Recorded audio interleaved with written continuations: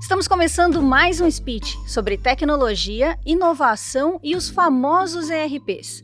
E o nosso tema de hoje é ROI, Retorno sobre Investimento. Será que dá para ter ROI da aquisição e implantação dos ERPs?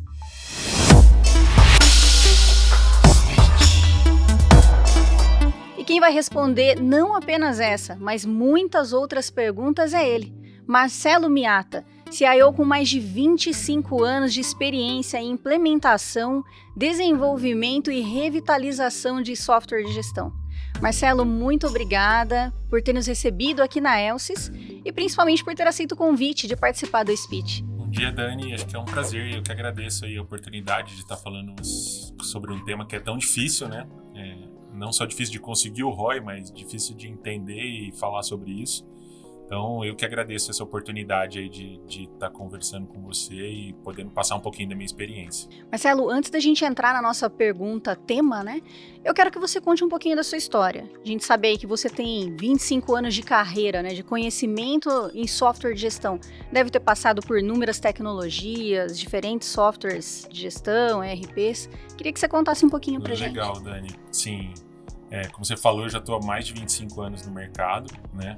Comecei aí como um auxiliar de TI, aí fui passando por algumas posições como programador, analista, supervisor, até chegar nesse cargo de gerência, né? Cuidando de uma área de TI. Passei sim por várias tecnologias, então desde o DOS até, né, as versões que hoje a gente faz o acesso via web. Né, Exatamente. E aí com implantação de várias funcionalidades, né, passando por várias fases aí do mercado, passando basicamente por produtos TOTOS. Então eu tenho bastante, assim, a maior parte da minha experiência é com Proteus, né, que já foi SIG Advanced no passado, que foi onde eu comecei, DataSul, e aí início de alguns processos de migração para outras plataformas, mas não cheguei a ficar até o final desses processos, né? Então, assim, minha carreira ela é basicamente voltada para produtos TOTOS. Né? Isso. Como você esteve em empresas usuárias do software, né, como Concrepave, Fordod, Ourofino, né? Aí você acompanhou até a evolução do próprio Proteus, né? Exatamente. Então, assim, eu comecei na Fordod, que era uma indústria farmacêutica na área de saúde animal. Quando a gente implantou lá, era ainda SIG Advanced na época, né? A versão DOS. 5.17? Não era nem a 5, eu comecei na 4. Alguma coisa, então ainda realmente era a versão DOS, né? E aí a gente começou lá com SIG Advanced, depois ele acabou virando Proteus lá na frente. Trabalhei um pouquinho na Ourofino depois, né? Saindo da Fordod com DataSul, que não fazia muito tempo tinha sido adquirido pela TOTOS. Então trabalhei um pouco com DataSul, depois voltei aqui para a região de Campinas, né? A Ourofino fica ali em Ribeirão Preto. Voltei para a região de Campinas de novo para trabalhar com Proteus, aí na Compalid, que fica em Jundiaí, e aí da Compalid vim para cá. Então estou há mais ou menos 10 anos aqui na Elsys, e aí de novo com Proteus. Né? Exatamente.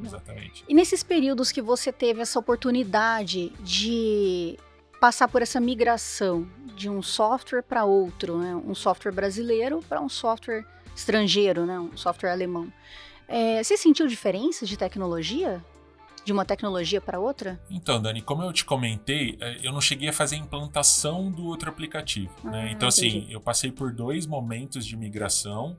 Um deles foi na época de Fordod. A Fordod foi adquirida pela Pfizer. E aí tinha toda uma questão de TI corporativo. A Pfizer estava em processo de implantação do SAP. E aí a gente começou todo o processo do lado de cá também, né? Então, como empresa que havia sido comprada, a gente começou a trabalhar na questão de fazer todos os levantamentos de processo, funcionalidades, aderência. Não foi só a tecnologia, né? Exatamente. Então, eu passei primeiro por esse processo. E aí, na segunda vez que isso aconteceu, aí não foi uma decisão corporativa, né? Não veio de cima para baixo. Foi quando eu trabalhava na Ourofino. E aí tinha todo um processo que estava iniciado de abertura de capital da Ourofino, né? Da Ourofino se transformar numa empresa de capital aberto. E nessa época, pelo menos, sempre contou muito a questão do SAP para as empresas que estavam abrindo capital na Bolsa. E aí também eu iniciei dentro da Ourofino esse processo de levantamento de aderência, né? Então, o que a gente tinha no DataSul, o que a gente ia migrar, quais eram as necessidades, não só por conta desse processo aí de abertura de capital, mas também por conta de algumas dificuldades que a gente tinha nos processos farmacêuticos na época, tá? Então não cheguei a fazer a implantação, exatamente, a gente só comecei esses processos. Tá? E aproveitando aí todo esse seu legado e até essa oportunidade que você teve dessa transição de uma tecnologia para outra, né? Como é que foi esse processo? Você enfrentou algumas dificuldades? Você teve alguma coisa ali que você teve que ter jogo de cintura para superar alguma coisa? Eu acho que sempre tem, né, Dani?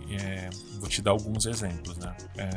Quando a gente colocou na época o SIGA Advanced na Fordoge, o que acontecia, né? A empresa não estava acostumada a trabalhar com um software completamente integrado, né?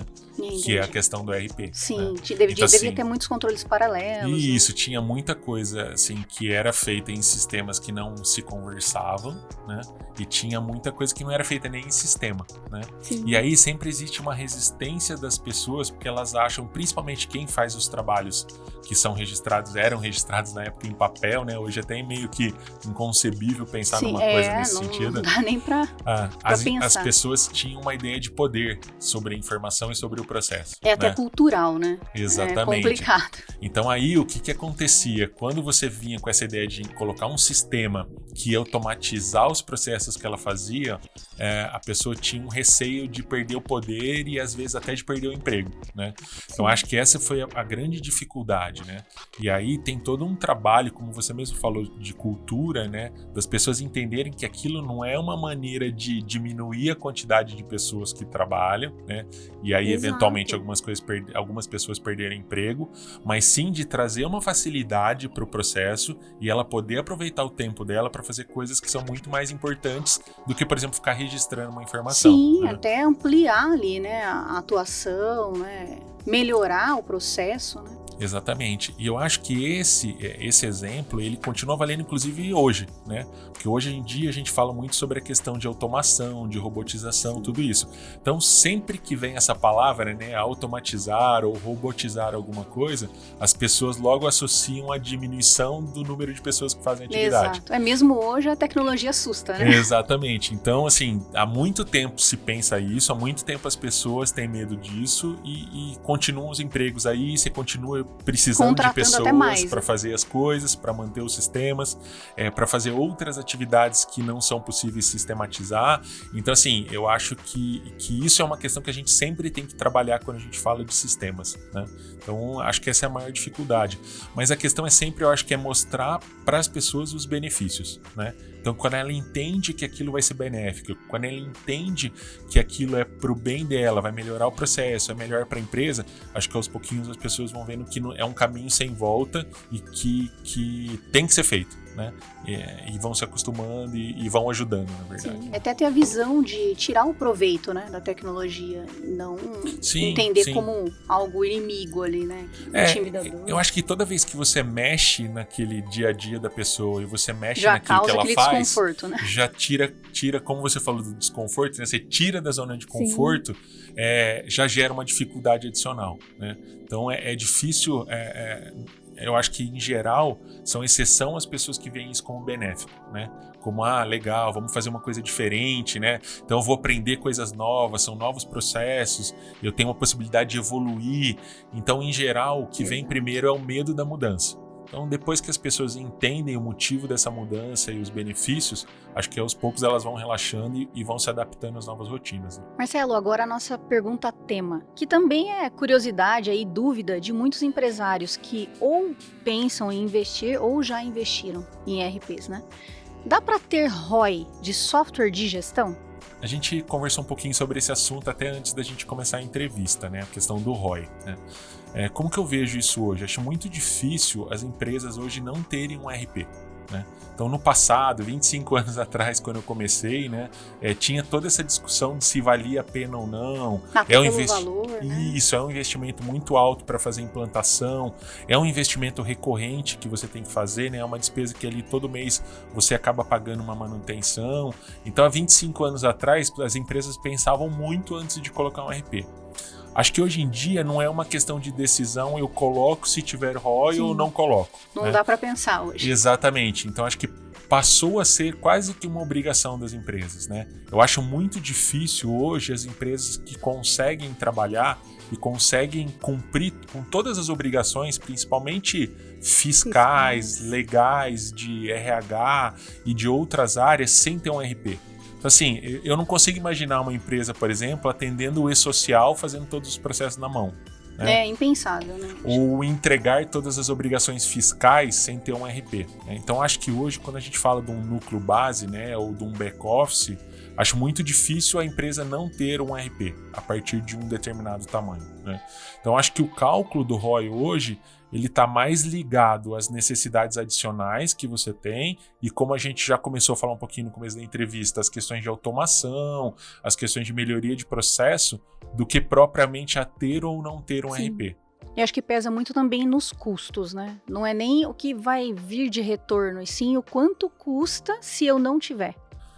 E assim, o que você deixa de fazer, Sim, né? Então muitas exato. coisas você não vai conseguir, inclusive você nem consegue fazer se você não tiver um RP. Né? Exato. E como eu comecei a comentar um pouquinho no começo, né? Não é só uma despesa de implantação. Né? Porque se você falasse assim, tá bom, eu vou fazer um investimento, vou implantar o RP e é um investimento fixo que eu faço ali naquele momento e depois eu não tenho mais nenhum gasto. Não preciso mais. Não dá é o pra que pensar acontece, assim. Exatamente. Até também por todas essas questões legais, né? Então toda vez que você tem uma mudança fiscal... E no Brasil isso é bastante comum, quase né? todo mês praticamente, né? Então toda vez que você tem uma mudança fiscal ou de legislação, você precisa ter o seu RP atualizado para atender aquela nova obrigação.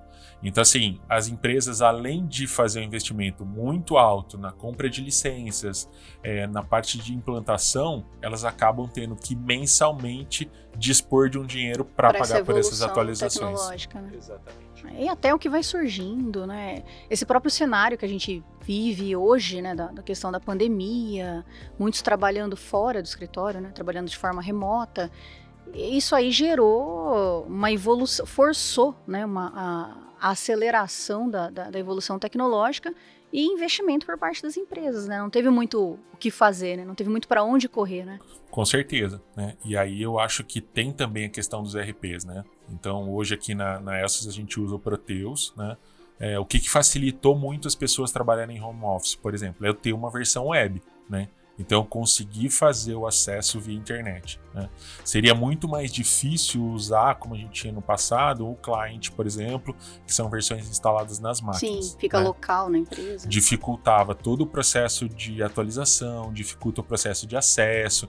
Então assim, ter uma versão web fez toda a diferença na hora da decisão de, pessoal, vamos levar todo mundo para trabalhar em casa, né? Então, com certeza, você ter à disposição todas essas tecnologias e essas evoluções facilita o dia a dia e facilita processos como esse, por exemplo, de migrar o pessoal para o home office. Né? Exato. E sobre personalizações? Isso é algo até inevitável, né? Cada empresa tem seu processo, tem sua dinâmica, suas operações, e ali é necessário realmente, né? Modificar algo na tecnologia para que ela ganhe aderência ali, né? Para que ganhe aderência ao processo da empresa. Sim. Como é que você vê isso? O pessoal que presta serviço não gosta muito, né, Dani? Mas assim, eu particularmente sou contra as personalizações, né?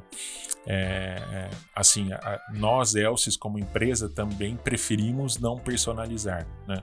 Acho que tem muitos aspectos envolvidos, né? Acho que o primeiro deles, como a gente está falando de ROI, é a questão de investimento, né? Então, toda personalização demanda, seja com recurso interno, que você está pagando o salário do seu funcionário, seja com um terceiro, onde você vai pagar pela hora de um analista ou de desenvolvedor, você tem um investimento pesado que você tem que fazer. E aí eu acho que vale muito a questão do cálculo do ROI que a gente está falando, né? Sim. Então assim, o que eu vou economizar de tempo? Quais processos que eu não fazia que eu passo a ter a possibilidade de fazer? Quais são as especificidades do meu negócio que eu passo a atender através da personalização e que fazem diferença, por exemplo, para resolver o problema de um cliente final, para resolver o problema de um processo interno. Então, acho que todas essas questões devem ser pesadas, né? Então, o primeiro ponto para mim é o investimento. Segundo ponto, quando você está falando de um SAP, de um Proteus, assim, essas empresas atendem milhares, dezenas de milhares de empresas e têm um processo definido dentro do seu ERP. será já que... carrega muita coisa, né? Exatamente, já tem uma experiência, já trabalharam com várias empresas de vários ramos. Assim, será que eu que tô certo no jeito que eu quero montar o fluxo, por exemplo, de um processo? Será que não vale a pena eu olhar como que é o padrão do sistema e entender, às vezes, que eu que tô fazendo errado? Então, acho que assim, em geral, as empresas elas tentam forçar que o RP se adeque ao seu processo. Ao invés de olhar, né, para dentro de casa, ver se o processo está correto e se de repente não vale muito mais a pena adotar o processo que o RP já traz com ele nativo, né? do que adequar o RP ao que você quer. E aí tem uma consequência que eu vejo como muito ruim, porque você tem que continuar investindo e por causa dos problemas potenciais, que são, por exemplo, as atualizações de versão, né? Então, toda vez que você faz uma atualização de versão ou que você tem uma mudança legal, toda vez que isso acontece dentro do RP, você tem que voltar para suas customizações, checar, entender se elas continuam funcionando, eventualmente modificar de novo. Então você cria um legado, você cria um passivo, como a gente fala, né, de problemas aí, que você tem que gerenciar para sempre. Então eu entendo que quanto menos customizações você tiver no sistema, melhor será para o andamento dos seus negócios. Sim, até porque a própria evolução do RP já carrega demandas das empresas, né? Toda vez que há uma atualização de versão, a própria provedora já coloca ali necessidades do dia a dia. Então, muitas das coisas que às vezes a empresa tem ali personalizada já está nativo. Exatamente. E ela só não sabe, né? Só não percebeu ali que já está ali, né? Eu acho que tem vários exemplos disso que você falou, né? Então, assim, já aconteceram casos onde a gente precisava de alguma coisa que se pensou em customizar e aí ao acessar a TOTOS, por exemplo, a gente descobriu que existia nativo.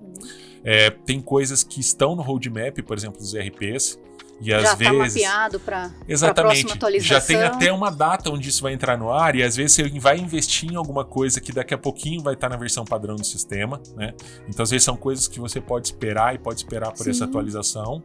E existe até a possibilidade, né? Eu vou falar de TOTOS, né? Eu não sei como funciona exatamente no SAP ou em outros RPs, por exemplo, de fazer uma parceria. Então, eu já tive casos de trabalhar em novas soluções dentro do Proteus que passaram a fazer parte da versão padrão do produto e aí numa parceria com a TOTOS. Então, por exemplo, com investimento compartilhado ou sendo piloto da solução. Então, coisas onde a gente iria trabalhar, iria desembolsar um dinheiro, ter todos esses problemas que eu comentei com você e a gente conseguiu junto à TOTOS que isso passasse a fazer parte da versão padrão do produto. Então, acho que tem vários caminhos que as empresas podem adotar antes de partir para a personalização. Você vai dizer assim, Miata, você é 100% então contra a personalização? Não, eu acho que a personalização ela faz parte, né? Então, se existe essa possibilidade, eu acho que a gente tem que fazer, mas acho que tem que ser muito bem pensado antes. Ela realmente tem que ser algo muito específico da empresa. Eu acho que ela realmente tem que resolver um problema grande. Ela realmente tem que gerar um diferencial para a empresa, seja em termos de negócio, seja em termos... Tem que ser algo até inevitável. Exatamente, em termos de agilidade. Então, obviamente, até pela questão dos RPs terem que ser genéricos para atender vários tipos de empresa, vários tamanhos de negócio, ela não vai conseguir trabalhar em todos os pontos específicos de cada empresa. Negócio. Exatamente. Então, acho que assim, nesses casos, bem pensado, bem estudado, eu acho que vale a pena sim fazer a customização. Ao longo aí da sua carreira, da sua trajetória à frente de projetos de implantação, desenvolvimento e revitalizações, como é que foi a questão de serviços? Além da provedora, da própria TOTOS, você teve contato com consultorias não homologadas? Como é que foi essa experiência? Sim, na verdade a gente continua tendo, né, Dani? O que acaba acontecendo, né? A gente paga a questão da manutenção de evolução do produto para a TOTOS, né? Então, a gente tem toda a questão de licenças, né? O modelo de licenciamento vem mudando nos últimos anos, então a gente tem essa relação com a TOTOS para isso, né? Mas a questão de serviço, por exemplo, o desenvolvimento, né? É uma questão que, pelo menos para mim, mudou muito nos últimos anos, né? O que eu vejo as provedoras, né, no caso a TOTOS, até outras empresas, perdendo muitos profissionais para o mercado, né? Então, profissionais experientes, profissionais que já têm um grande conhecimento, não só pela questão de ter passado por muitas empresas, mas por já ter trabalhado muito tempo com o próprio Proteus, né?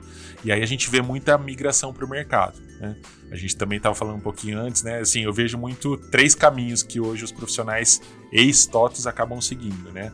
Ou a pessoa acaba abrindo a própria empresa e aí trabalhando por conta própria, né? Uma empresa dele com ele mesmo, né? Indo para empresas já consolidadas no mercado que prestam esse tipo de serviço, ou indo trabalhar num próprio cliente Proteus, né? Um cliente TOTOS. Então acho que esses são os caminhos naturais dos profissionais que hoje saem da TOTOS. Seja da TOTOS IP, que é a região que a empresa que me atende aqui, seja da própria TOTOS São Paulo, né? Qual que é a grande questão, né, nessa de usar outros serviços? Você acaba tendo profissionais qualificados no mercado num custo muito menor. E aí a gente volta para a questão do ROI, né? Então, às vezes, dependendo do tamanho do projeto e dependendo da sua necessidade, se você fizer com a TOTOS, não vale a pena. E se você fizer com o terceiro, vale a pena porque o custo é muito mais baixo, né? Então, as empresas acabam indo por esse caminho por conta disso. Acho que lá atrás, no passado, como os profissionais qualificados estavam na TOTOS, você acabava ficando um pouco com medo da qualidade da entrega que você ia ter trabalhando com uma outra empresa. Terceiro. Exatamente. Acho que hoje esse problema foi solucionado, né? Então, assim, você tem muitos bons profissionais nessas empresas. Então, a gente aqui na Elsys, a gente usa empresas que não são a TOTOS para desenvolvimento. Eu acho que depende muito do porte do projeto, acho que depende muito da área onde você vai trabalhar, né? Acho que depende dos profissionais que fazem parte dessas empresas. Então, eu particularmente conheço esses profissionais que foram para empresas que não são da TOTOS. Trabalhei muito com eles quando eles eram TOTOS. Então, assim, existe também essa relação de confiança. Porque, querendo ou não, no fim do dia, você acaba confiando na pessoa. Sim, às vezes não é nem a empresa que conta. Você fala assim, empresa tal. Mas quem que trabalha lá? É fulano. Não, o trabalho dele eu conheço. Então, a gente pode contratar porque a qualidade de serviço vai ser muito boa. Então, acho que isso acabou motivando também as empresas a adotarem o uso de empresas que não são a TOTOS. A gente falou um pouquinho sobre esse cenário pandêmico aí, né? Que as empresas têm vivido e se adaptado, né? Como é que você vê a evolução do software de gestão nesse cenário hoje? Então, Dani, eu acho que assim, tem algumas coisas que vieram acontecendo mesmo antes da pandemia e que possibilitaram a gente entrar melhor nesse momento pandêmico, né? Então, um exemplo que eu te dei, que foi uma adoção que a gente fez aqui, provavelmente se a gente não tivesse uma versão de acesso web, eu teria muito mais dificuldade para colocar todo mundo trabalhando em casa. Para manter a operação da empresa. Exatamente, né? Então, outro ponto também que já vem acontecendo há algum tempo, né, com as empresas de ERP, é a possibilidade de você ter a instalação em cloud, né? Então, muitas empresas, elas inclusive oferecem isso como serviço, mas tem a possibilidade de você adotar a implantação do seu ERP num cloud aí de terceiro, né, que não seja, por exemplo, da TOTOS, e que facilita todo esse processo também, né? Então, acho que o grande ponto é quanto mais você tem os seus processos automatizados e consegue ter acesso ao ERP da sua casa, melhor ficou para as empresas trabalharem durante a pandemia, né? Então, puxa vida, se você trabalha muito com papel, né? Então, a maior parte dos seus processos são físicos e não digitais. O que acabava acontecendo? Era inevitável que as pessoas tivessem que ir até o escritório para trabalhar. Então, acho que isso é a grande ajuda que o ERP e outras tecnologias dão nesse momento de pandemia, que é a possibilidade da pessoa fazer qualquer coisa do seu trabalho estando em casa com um computador conectado à internet. Sobre o Proteus, como é que você vê o Proteus daqui a uns 5 anos? Acho que assim, tem muitas evoluções acontecendo no Proteus, né? Eu tenho bastante assim, contato e a Elsys, propriamente dito, trabalha muito em alguns projetos aí com o pessoal da TOTOS de São Paulo, né? Então, assim, o que eu vejo de interessante, né? Primeiro, a adoção de novas tecnologias, né? Então, a gente está olhando, por exemplo, para a questão das inteligências artificiais, né? Então, a TOTOS tem a Carol lá, que faz toda essa parte de inteligência artificial, como que isso pode ajudar as empresas, né? Então, a partir dos dados coletados no ERP, como que você consegue simular cenários, como você consegue indicar melhores caminhos. Então, ler o mercado, né? Exatamente, mais assertiva. Juntando informações de outras fontes que não são só do ERP, então acho que isso é uma possibilidade bastante interessante, né? Outro ponto que aí está muito ligado ao processo, eu vejo a TOTOS usando muito a questão questão do design thinking, por exemplo, né? Então a gente já participou de processos onde eles usaram design thinking para entender de verdade qual que é a dor do cliente e aí trabalhar a solução baseado na necessidade do cliente. O que o usuário realmente precisa. Né? Exatamente, né? Que não é o caminho de eu desenvolvo a solução e tento empurrar para o usuário, né? Então é o caminho inverso, que é o natural, né? Eu entendo o que o usuário precisa, desenvolvo para atender aquela necessidade e aí naturalmente as pessoas vão comprar e vão aderir. Então acho que isso é uma questão bem interessante. Outro ponto que eu acho legal é o entendimento da questão da importância dos dados, né? Então, juntando com as inteligências artificiais, né? Como que eu utilizo melhor o dado que eu coleto no RP? Né? E isso hoje é realmente a principal preocupação das empresas, né? Exatamente, né? Como que eu... É o novo ouro, né? Exatamente. Como que eu baseio as minhas decisões nos dados e não nas minhas percepções, né? Eu acho isso ou eu acho aquilo. Então eu vejo também uma preocupação da TOTVS nesse caminho, né? O que eu acho que falta um pouquinho é essa questão principalmente que a gente falou, por exemplo, dos terceiros, né? Então acho que hoje a TOTVS tem muito ainda o seu trabalho voltado para as franquias e fazer isso de um modo meio centralizado, né? Eu acho que o que naturalmente acaba acontecendo é que os clientes acabam escapando pela questão de custo, né? Mas acho que o principal mesmo é esse processo de entender a dor do cliente, né? Eu acho que tem assim, muitos pequenos entrando no mercado. Então, antigamente você tinha uma briga de cachorro grande, vamos dizer assim, né? Onde a TOTVS era o pequeno, né? E ela foi comendo pelas beiradas e foi crescendo. Eu acho que ela tem que se preocupar com ela agora ser o grande e os pequenos estarem chegando. Então, a tecnologia que a gente estava comentando permitiu isso, né? Então, você tem várias pequenas empresas oferecendo soluções focadas em algumas áreas de negócio, com estruturas muito menores, já todas elas baseadas em web, né? O que facilita a implantação, o que facilita a manutenção.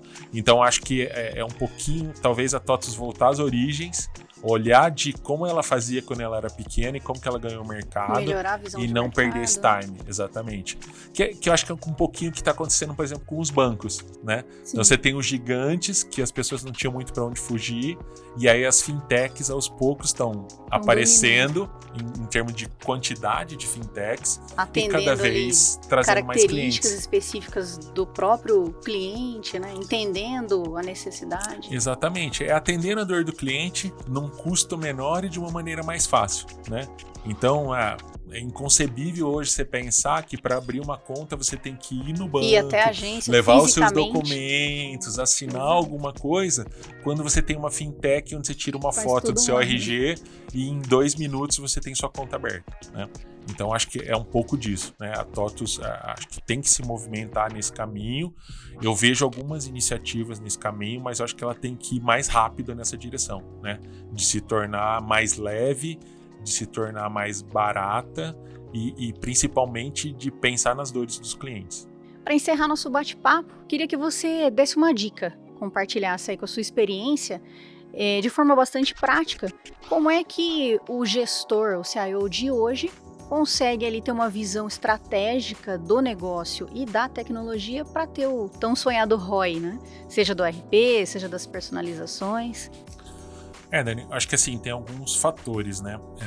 Acho que o primeiro ponto, e assim, isso para mim é muito bom aqui na nós que a gente consegue isso, é a questão da área de TI, não só o gestor, mas a área como um todo, o quanto ela está inserida nas questões estratégicas da empresa, né? Então, assim, entender os caminhos, entender a direção que a empresa pretende seguir e qual a estratégia associada a isso. Acho que esse é o primeiro ponto. Por quê? Porque a área de tecnologia, não só RP, mas a área de tecnologia como um todo, tem que estar alinhado com esse planejamento estratégico. Então, acho que esse é o primeiro ponto, né? A partir do momento que você começa a investir em coisas que não fazem parte do que a empresa precisa, do que não é a estratégia da empresa, você nunca vai ter o ROI. Então já começa por aí, né? Acho que o ponto principal, e aí a gente falou um pouquinho sobre isso, né? Agora, na última pergunta, quando a gente estava falando sobre a TOTVS, né? É entender a dor do cliente. E aí, entender a dor do cliente, eu estou falando tanto do cliente final, né, para quem, por exemplo, a Elsys fornece seus produtos, como entender a dor do cliente interno. Eu sei que tem gente que não gosta muito de falar de cliente interno, né, que isso não existe, que esse termo não tem nada a ver, mas a gente fala um pouquinho de quem a gente atende, né, o que está doendo, né, Qual o processo que está muito manual? Qual é a informação que você precisa e que você não tem hoje? Né? Como que eu automatizo algumas coisas? Sim, então, até porque tem tudo a ver com performance, né? Sim, exatamente. E aí, com base nisso, eu acho que o ROI ele é determinado a partir de cada processo especificamente. Eu acho muito difícil você determinar uma maneira única de medir esse ROI, né? Então, quando eu faço automação de processo, por exemplo, você pode medir o ROI através da quantidade de horas que você gasta para fazer um processo. Então eu gastava 20 horas para fazer um determinado processo toda semana e com automação eu vou gastar 2 horas para fazer esse processo. Então você tem uma medida muito simples e muito clara de como você mede o ROI. 18 horas, quanto custa essa hora, quanto que eu eventualmente economizei nesse processo, quanto eu estou pagando para automatizar o processo, você chega no ROI de uma maneira muito fácil. Tem algumas coisas que são menos ou são mais complicadas de você chegar nesse número, né? Então, por exemplo, eu consegui diminuir em 2 dias o tempo entre a colocação do pedido e eu entregar esse pedido para o cliente final por conta de modificações que eu fiz no meu processo, né? Então, assim, tem toda uma questão de tempo das pessoas, mas qual é o impacto que isso trouxe em termos de vendas, né? O quanto isso foi um diferencial no mercado. Então, todas as empresas entregam em 10 dias e a Elsys entrega em 5. Isso gerou diferencial de venda? Se isso aumentou a minha venda por conta desse processo, então a conta do ROI ela muda completamente. Então, acho que o ROI ele tem que ser medido processo a processo. A cada pequeno investimento que você faz, tem que ter uma maneira diferente de fazer a medição. Acho que se você estabelece um jeito único de medir isso, de checar esse ROI, certamente você vai estar errando. Ou para um lado ou para o outro. Ou para aprovar um investimento que você não deveria ter aprovado, ou para não aprovar alguma coisa que seria importante. Acho que o mais importante aí é fazer as coisas alinhadas à estratégia da empresa e pensando na dor do seu cliente, seja no cliente final, seja no cliente interno, e olhar processo a processo. Acho que cada processo vai ter sua métrica para estabelecer o ROI, para definir se o investimento deve ou não ser feito. Marcelo, infelizmente nós chegamos ao fim do nosso bate-papo. Eu quero agradecer imensamente você ter recebido a gente aqui na Elsys e por ter compartilhado aí todo esse seu legado, esse seu tempo de experiência com software de gestão, seus conhecimentos e ter dado essas dicas que com certeza farão total diferença aí para CEOs que estão começando ou que já estão no mercado ali, que enfrentam alguma dificuldade com ERPs, né, com tecnologias. Muito obrigada, Marcelo. Legal, Dani. Eu que agradeço, né? Como eu falei, é um prazer aí poder estar falando um pouquinho, né, da minha experiência. Assim, eu acho que a experiência ela só vale se ela puder ser compartilhada com as outras pessoas, né? Se realmente gerar conhecimento e houver esse compartilhamento. Então é sempre um prazer poder falar. A gente fica à disposição, né? A Elsys está de portas abertas aí, apesar desse momento pandêmico, né? Então a gente está no escritório aqui da Elsys que está completamente vazio, porque todo mundo está em casa, a gente está mantendo a distância aí, né? Que eu acho que é importante, mas a gente está de portas abertas. Então tudo que vocês, né, que precisarem aqui da gente, seja de informação, seja de dicas, seja de processo, a gente está de portas abertas aí. É um prazer poder falar com vocês. Muito obrigada. E chegamos ao fim de mais um Speech. Eu espero que vocês tenham gostado. E acompanhe a gente na CRM Play. Lá tem outras entrevistas e muitas novidades para você. Siga também a CRM nas redes sociais. Até o próximo!